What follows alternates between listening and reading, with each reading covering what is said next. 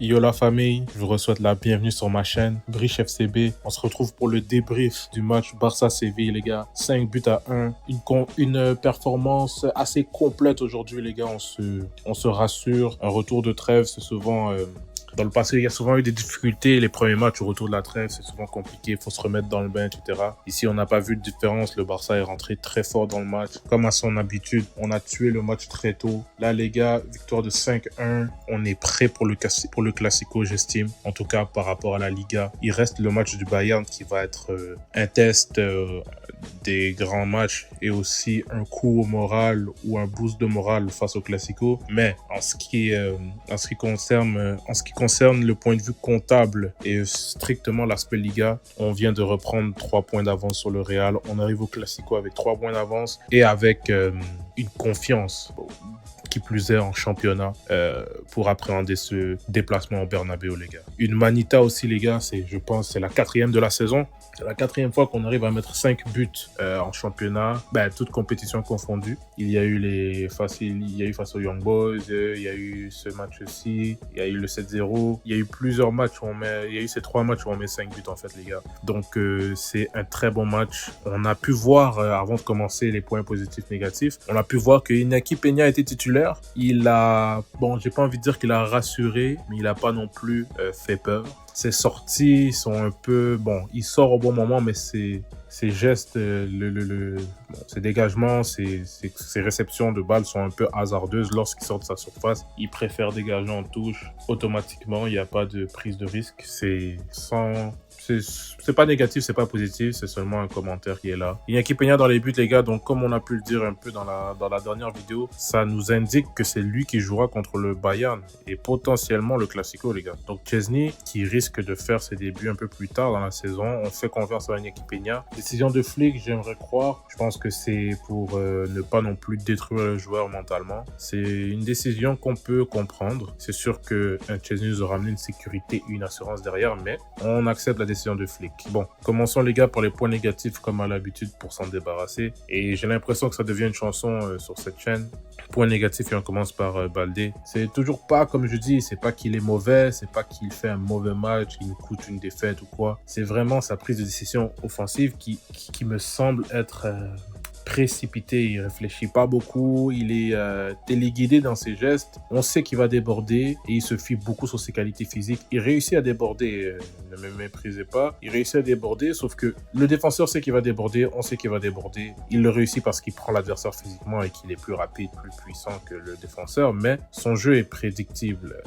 Il a pas de...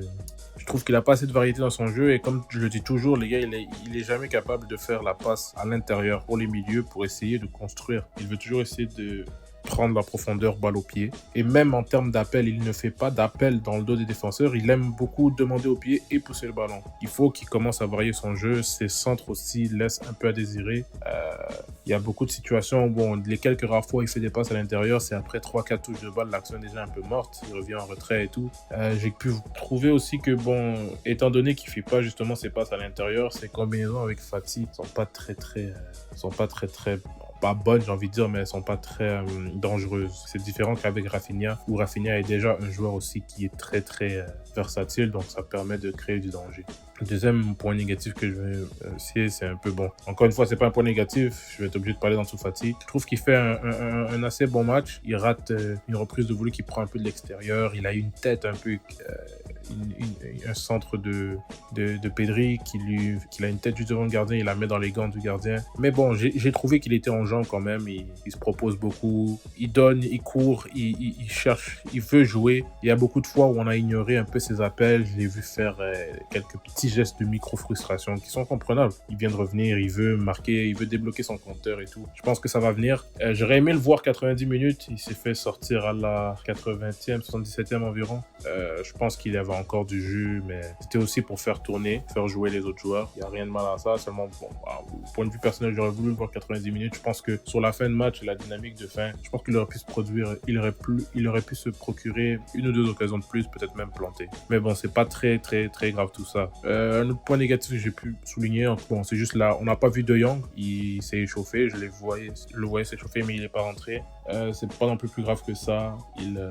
Ça nous indique un peu qu'il ne sera pas parmi des acteurs majeurs du match du Bayern ou du Classico, sauf si on arrive vraiment à prendre l'avance et tout, mais ça reste il est encore pas en convalescence, mais en retour, disons. Et le dernier truc que je veux citer, c'est par rapport à la ligne de hors-jeu qu'on a vu ce match-ci, la fébrilité un peu défensive, on a subi plus d'actions. Le Barça, de manière générale, on subit des actions parce qu'on attaque beaucoup et on défend très haut, oui, mais là, on en a subi, je veux dire que le piège du hors-jeu a été battu quelques fois, dans le sens où ils arrivaient à lancer dans le dos et se procurer des contre-attaques où on doit faire des sprints de 50 mètres pour revenir et tout, sans pour autant parler, sans parler en plus du but qu'on prend, où on réussit à battre le hors-jeu. On était avant le milieu de terrain, donc il n'y a pas de hors-jeu là. On se fait battre, un joueur très rapide sur le gauche, le remplaçant qui est rentré. On s'est fait battre sur le hors-jeu, donc c'est une leçon à tirer pour les matchs du Bayern. Il faudrait être très très très discipliné.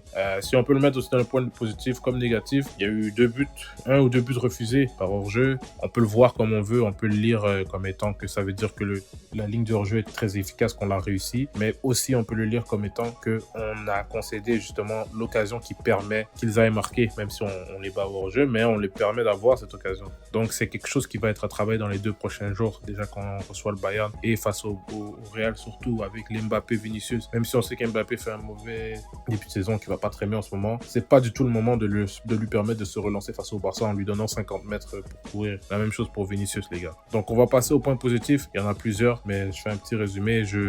Lewandowski qui a vraiment commencé à rentrer sur la régularité de marquer chaque match. Un but de renard sur une déviation, c'est vraiment digne des grands renards de surface, celle-là.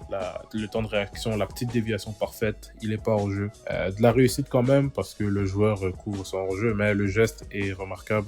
Avoir la lucidité de rediriger le ballon en une fraction de seconde sans mêler dans ses pieds et tout. Il met son penalty.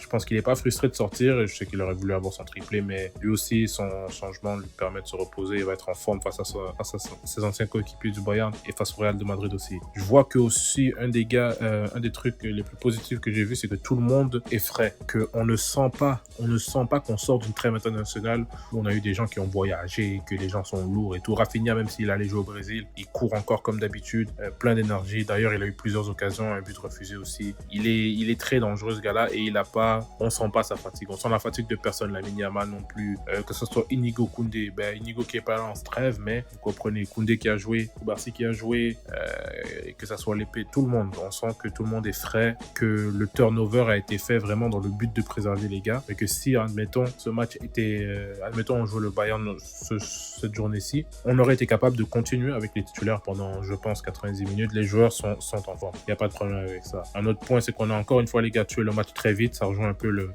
fait que tout le monde est frais. On a réussi à aller à 2-0 très tôt, 3-0 à la mi-temps. Donc, les joueurs peuvent s'économiser par la suite. On a levé le pied un peu. C'est vrai qu'en deuxième mi-temps, on a plus géré qu'autre chose, mais le fait de tuer le match très vite, on se rend pas compte à quel point ça permet aux joueurs de, oui, se reposer activement en jouant. Même si on continue à jouer, qu'on attaque, qu'on presse, etc., la charge mentale est différente et les efforts sont un peu plus retenus. Je sais pas comment dire. C'est pas négatif, c'est dans le sens qu'on peut se reposer, même être sur le terrain. C'est-à-dire que quelqu'un qui joue 90 minutes aujourd'hui comme Casado, il va pas ressentir ce match comme étant un match de 90 minutes, un classico. Il va pas sortir avec la même fatigue, etc., étant donné qu'on gère le match à partir de la 20e minute et qu'on est vraiment dans le football plaisir. Vous voyez ce que je veux dire? Donc, par la suite aussi, je vois les changements ont été parfaits. Hans Flick a fait le turnover parfait selon moi. C'est vrai que les deux seuls X, c'est de ne pas avoir vu De Jong et d'avoir sorti Fati. J'aurais peut-être pas fait ça, mais il a fait les bons changements. Fermin Lopez qui revient sur le terrain, on le voit lui aussi, il est frais, on sent pas qu'il revient de blessure. Gavi,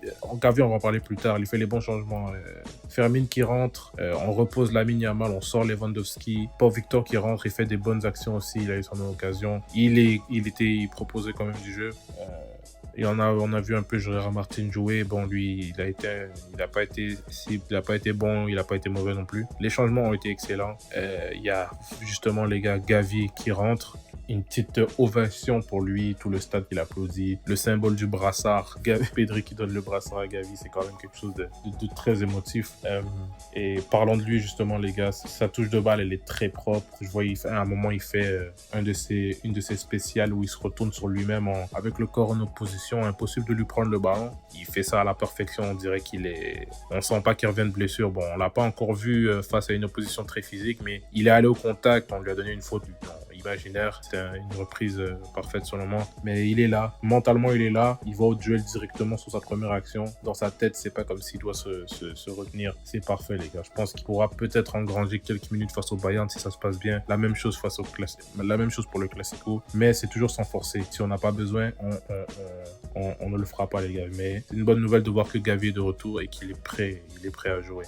Je pense aussi que les changements justement qu'on parle permettent à tous les remplaçants de prendre confiance. On le voit notamment les gars avec Pablo Torre que son entrée est remarquable, il met un doublé, on n'en parle pas assez les gars, il met son premier but qui est semblable à sa frappe en première intention face à Villarreal, similaire, une petite déviation mais tout l'honneur est à lui. Le deuxième but qui est oui on va dire de la réussite mais c'est comme vous voyez les gars la trajectoire du ballon elle est cadrée, c'est un bon ballon, il fait une très bonne entrée, j'ai vu de très bons dribbles, même sur l'occasion où je sais pas si vous vous en rappelez, il y a eu une petite... en fait, c'est le retour...